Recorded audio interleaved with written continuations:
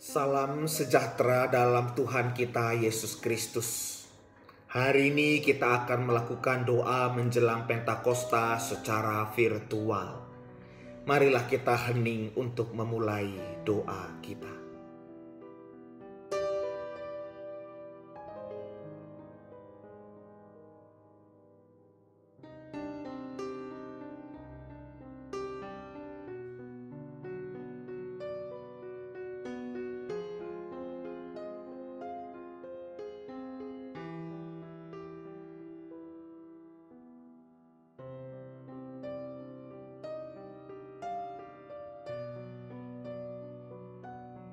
Marilah kita berdoa. Tuhan, hari ini kami masuk dalam masa penantian perayaan turun Roh Kudus. Kami menghayati kembali dasar iman kami di dalam Tuhan Yesus yang sudah bangkit. Kami akan merenungkan apa yang baru dalam kehidupan kami. Tolonglah kami ya Tuhan, dalam nama Bapa, Putra, dan Roh Kudus. Amin.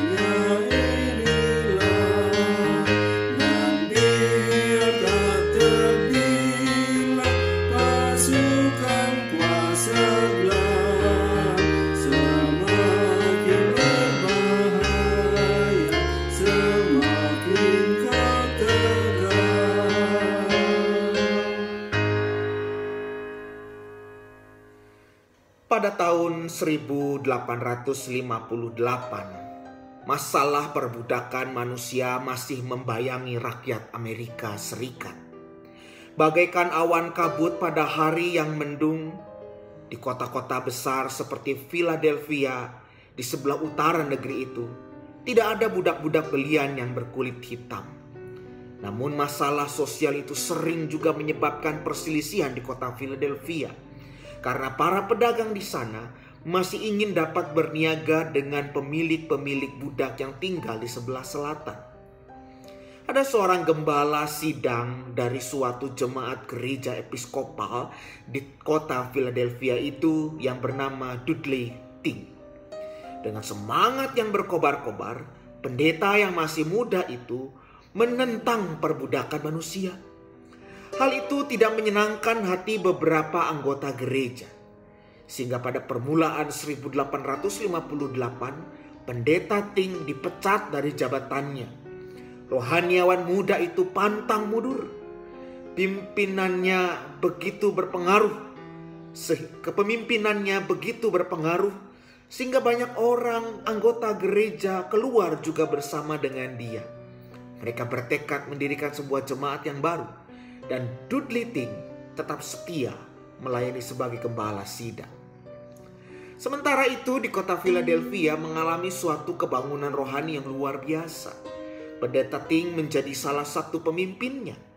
Banyak sekali orang yang bertobat dan percaya kepada Tuhan Yesus Kristus.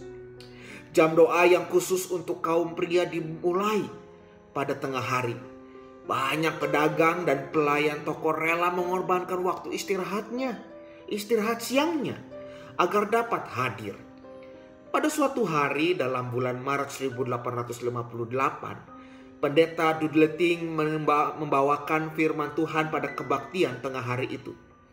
5.000 orang berkumpul dalam sebuah aula yang besar. Nas khotbahnya diambil dari kitab Perjanjian Lama. Kamu orang laki-laki saja, pergilah sekarang berbuat bakti kepada Tuhan. Keluaran 10 ayat 11, terjemahan Klinkert.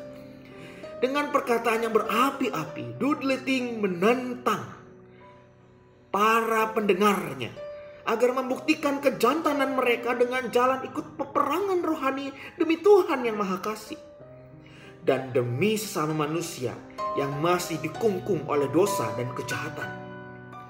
Dari antara 5.000 orang yang mendengar khotbah Dudley pada hari itu, paling sedikit 1.000 orang bertobat. Kecelakaan yang tak terduga 3 hari kemudian.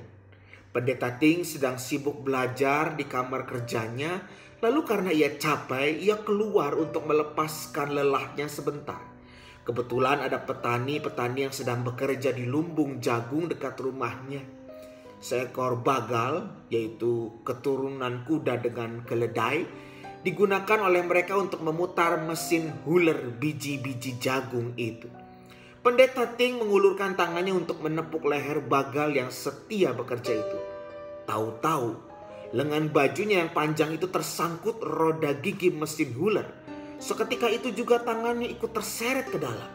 Ia menjerit kesakitan. Sebelum ia dapat diselamatkan, sebagian besar dari tangannya sebelah sudah tergiling sampai habis. Para dokter berusaha mengobati luka-lukanya yang parah itu. Sampai 3 kali mereka memotong bagian daripada lengannya itu dengan harapan sisanya dapat sembuh. Tapi semuanya sia-sia belaka. Ternyata pendeta yang masih muda itu sedang menghadapi ajalnya. Seorang sahabat membukukan badannya agar dapat mendengarkan suara Dudley yang sudah lemah karena luka-lukanya dan kehilangan banyak darah. Adakah pesan terakhir untuk saudara-saudara seiman? Tanya sahabatnya itu. Ada, bisiknya dengan terengah-engah. Suruh mereka, mari kita semua bangkit berdiri bagi Yesus. Dengan mengucapkan kata-kata yang demikian, berpulanglah hamba Tuhan itu. Saudara-saudara, marilah kita berdoa bersama. Saudara-saudari, pada hari ini marilah kita merenungkan bagaimana kehidupan kita. Apakah kita menghayati kebangkitan Kristus dengan perbuatan nyata? Sudahkah kita turut ambil bagian dalam penegakan keadilan sosial? Marilah kita berdoa pribadi lepas pribadi.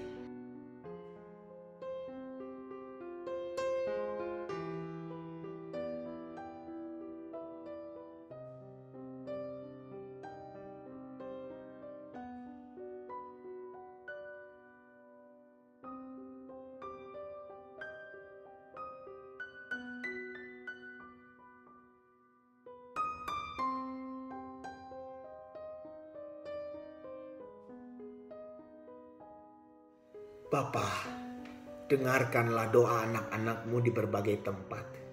Dalam nama Bapa, Putra, dan Roh Kudus.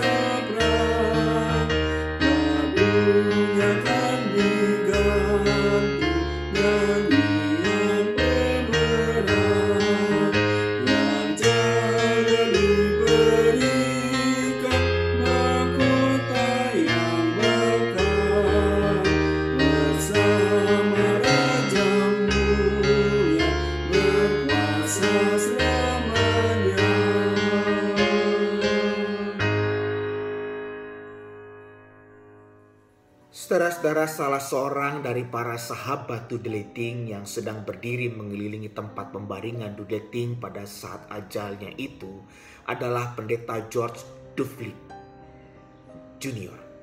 Ia menjadi gembala sidang sebuah gereja Presbyterian di kota Philadelphia. Pendeta George sangat terkesan oleh pesan terakhir almarhum rekan sepelayanannya. Pada hari Minggu yang berikutnya ia mengambil Efesus 6 ayat 14 sebagai nas khotbahnya. Berdirilah tegak. Serta ayat-ayat selanjutnya yang menggambarkan berbagai-bagai senjata harus dipakai dalam peperangan rohani.